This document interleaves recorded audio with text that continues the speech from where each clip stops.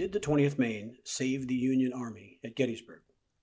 Particularly in the last few decades, few stories from the Civil War have gotten as much attention as Joshua Chamberlain and his 20th Maine Regiment at Gettysburg. The subject of novels, documentaries, artwork, and a feature film, the efforts of this one regiment to save the Union Army have become legendary. More than a century ago, Colonel William C. Oates, commander of the Alabamans who attacked the 20th Maine, wrote of Joshua Chamberlain, "His skill and persistency and the great bravery of his men saved Little Round Top and the Army of the Potomac from defeat." Filmmaker Ken Burns, whose PBS documentary forever changed the way people see the Civil War, said of Chamberlain, "He executed an obscure textbook maneuver that only an academic would remember at the Battle of Little Round Top that saved the day, saved the Union Army perhaps, and maybe saved the Union." But there was no textbook, and the 20th Maine performed no obscure maneuver.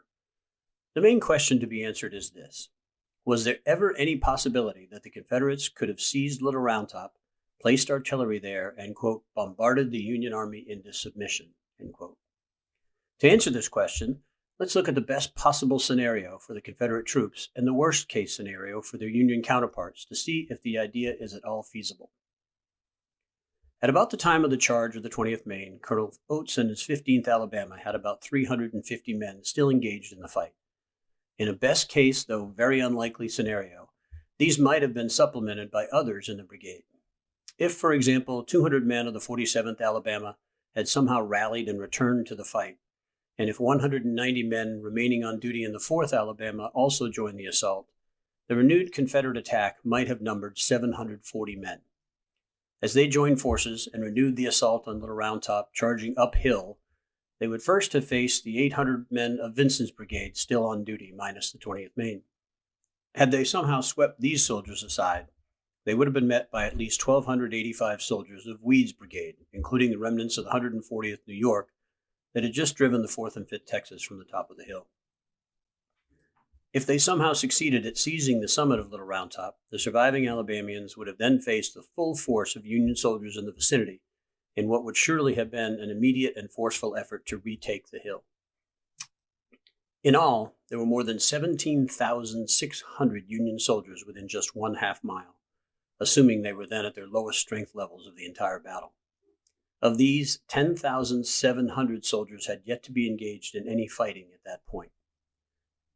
In the unlikely scenario in which less than 750 Alabamians make an attack on Little Round Top, and in the worst-case scenario for their enemy, they are met by more than 17,000 Union troops, the probability that Confederates could have taken and held Little Round Top is clearly zero. For argument's sake, let's say these exhausted, outmanned Alabamians took and held the hill. They could have, or so legend has it, brought artillery to the summit and, quote, bombarded the Union Army into submission. As one Pennsylvania professor once wrote, quote, "Confederate artillery emplaced upon this height could enfilade the Union line and render it untenable," end quote. But is this statement supported by the fact?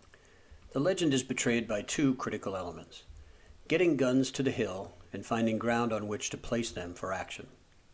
First, the summit of Little Round Top is a very poor artillery platform, particularly when aiming northward toward the Union line of battle. The effective range of a Confederate rifle cannon is just over 1 mile. Any artillery piece fired from the summit would have been able to reach no more than a third of the Federal line within sight of the hill, which in turn is little more than half of the overall Union force. Accomplishing this would have required a long list of important steps. First, alert a Confederate commander with artillery. Second, order a battery to disengage and move toward Little Round Top. Third, find a suitable escort. Fourth, find a path to the summit. Fifth, avoid 17,000 Union troops in the area. Sixth, place the 3 guns. 7, withstand Union counterattacks. 8, survive counter-battery fire. And 9, open fire with 3 guns on just 20% of the Union Army.